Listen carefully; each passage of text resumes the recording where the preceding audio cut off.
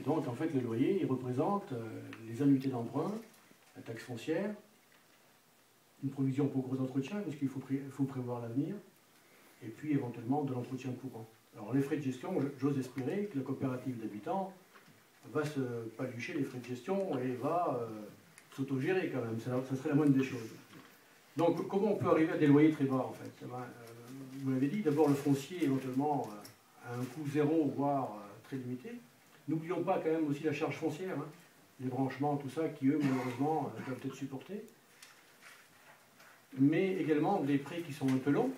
Donc évidemment, plus c'est long, plus c'est risqué. J'apprends ça à mes étudiants. Alors voilà, voilà. Donc, du coup, il y a un risque, parce que effectivement, dans la durée, il peut se passer un certain nombre d'accidents. Et puis des subventions aussi, hein, parce qu'effectivement, un projet aussi innovant, j'espère bien que tout le monde va aller voir les politiques, notamment, parce qu'on est dans le stade expérimental et qu'on a besoin d'avoir de bonnes fées penchées sur le berceau, hein, si on veut que le bébé...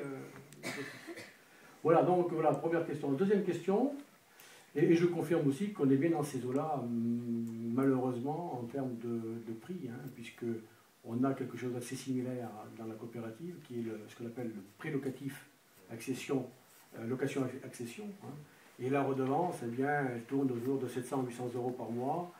Et c'est difficile de faire moins si on n'a pas des aides, effectivement, des collectivités locales, qui ont quelquefois du mal à venir, il faut bien le dire.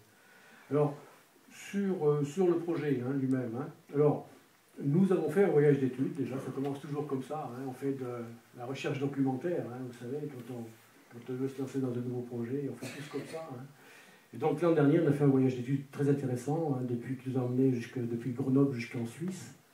Et je dois dire que la Suisse, effectivement, elle a quelques décennies d'avance sur nous, en termes de coopératives d'habitants.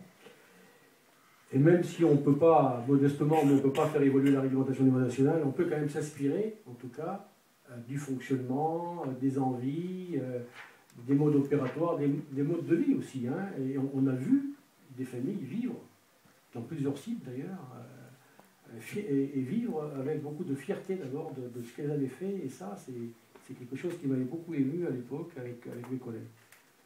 Alors on en est tout à fait au début. Hein. On en est tout à fait au début, puisque vous avez vu, hein, on a choisi un site. On a une équipe d'architectes qui a planché sur au moins les 85 autres logements, hein, en laissant quand même de la respiration pour cette patate, là, cette portion, hein, ce bout de ville qui va être créé.